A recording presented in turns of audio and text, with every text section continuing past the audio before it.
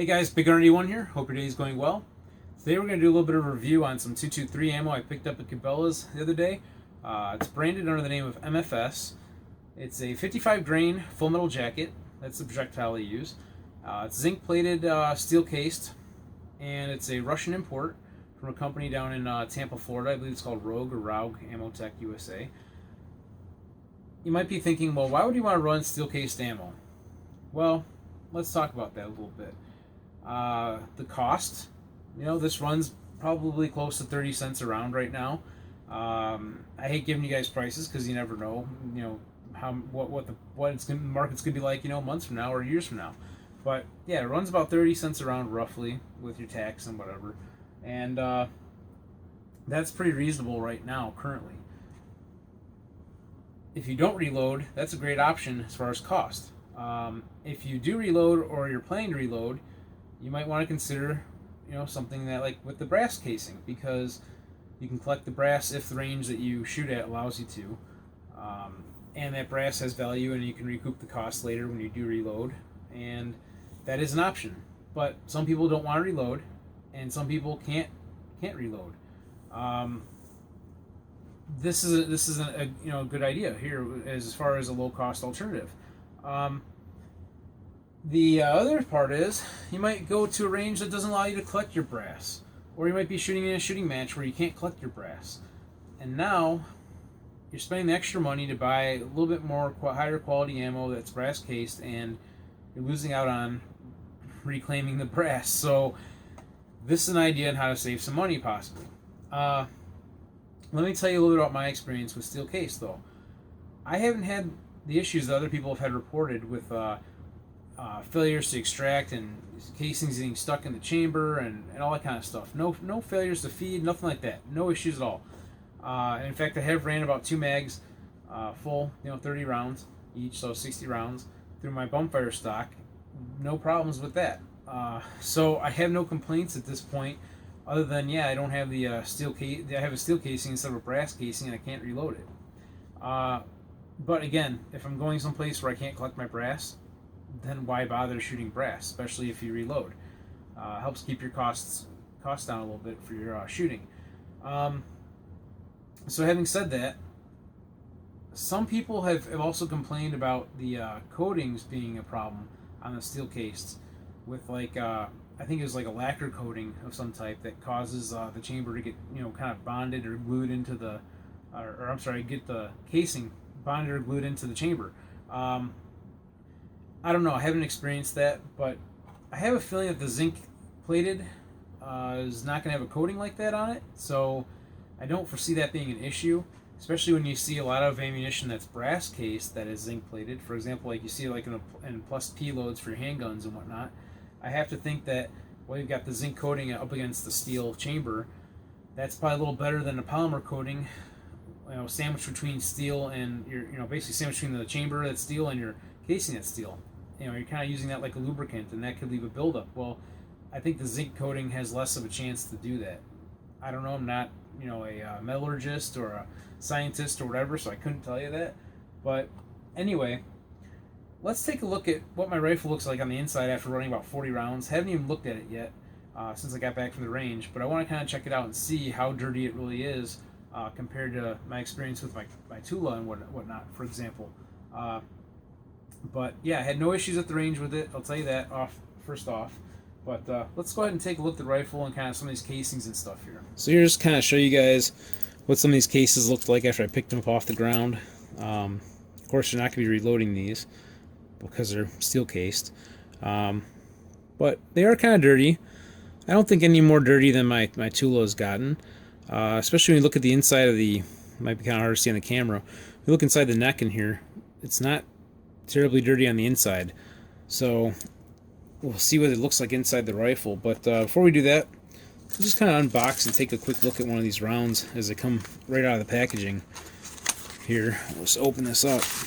Come in this little paper wrapping, which is typical of most of the Russian imported ammo, like except for Tula. Tula, it comes in like nice boxes and whatnot. But this reminds me of like your mill surplus when you open up your 7.62 by 54R, and they have these little packets in here. Or I think think the Bear stuff might even come that way. I'm not really sure. Yeah, so they're just all kind of just inside this paper like so, versus having a nice little tray or any extra packaging. I don't know. It works. Sure. Maybe it's just to help save money on shipping costs overseas when you have all extra plastic and stuff, and paper is probably pretty cheap.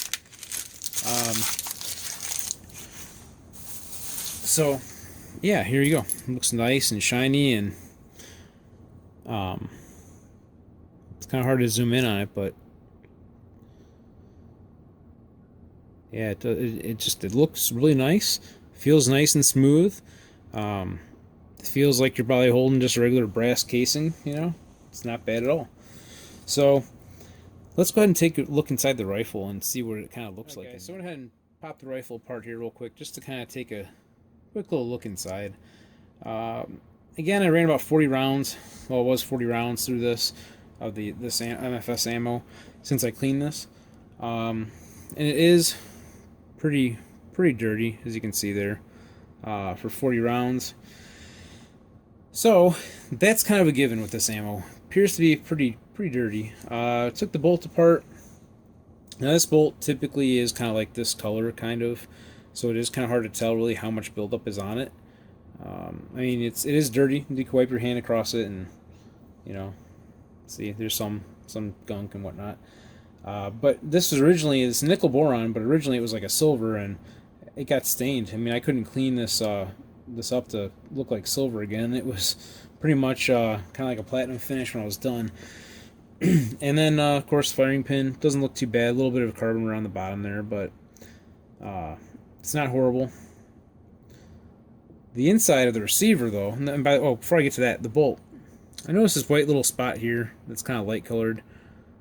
Kind of strange. I don't know about that, but I don't know if that's from when I cleaned it last time, if I didn't get something off of it all the way or what.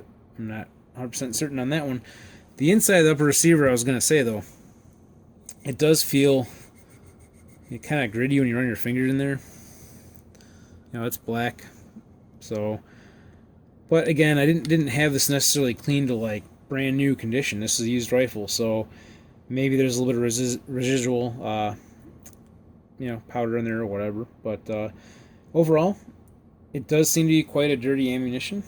That's my basic opinion of it. I think it's a little worse than running the tool I've ran in the past.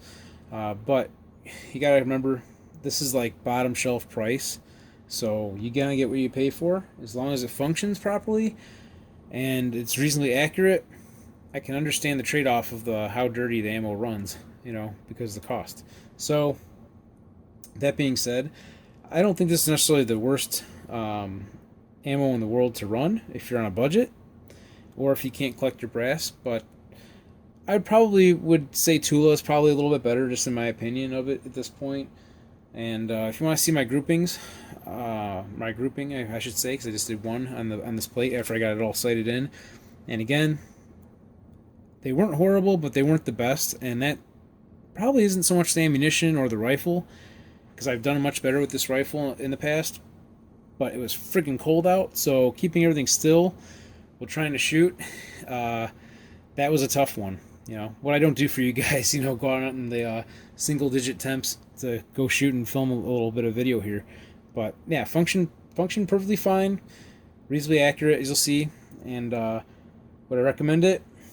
Probably not on the top of my list, but it's there. I'm not going to say it's the worst stuff. Don't run it. I wouldn't say that. I would say it works. You get what you pay for, and I expected that, and I'm not going to complain about it because it worked and it's fine. And will I buy it again? Maybe. But I probably would pick Tula first if it was within the same price range. If this was a few cents less or whatever, or you know, yeah, if it was just a little bit less, I'd probably go with this stuff. Just because I'm buying it for a specific reason, and that is for practice and someplace where I don't have to pick up all my brass. You know, that's about it. So enjoy the little bit of groupings there and some video clips of running some of these rounds through. And until next time, guys, go out and have some fun shooting, even if it's zinc coated or zinc plated steel.